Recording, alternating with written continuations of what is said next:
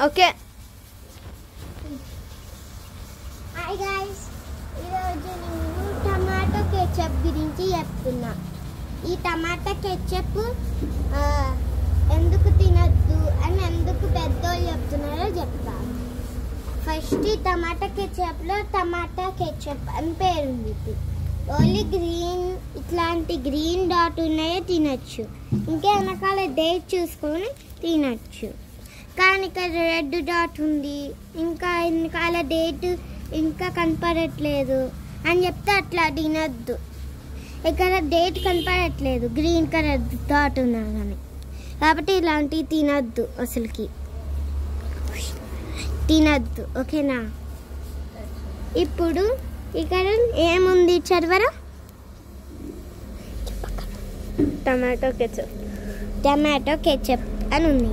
ఇక్కడ కెచప్ అని ఉంది. ఇక్కడ చూడండి,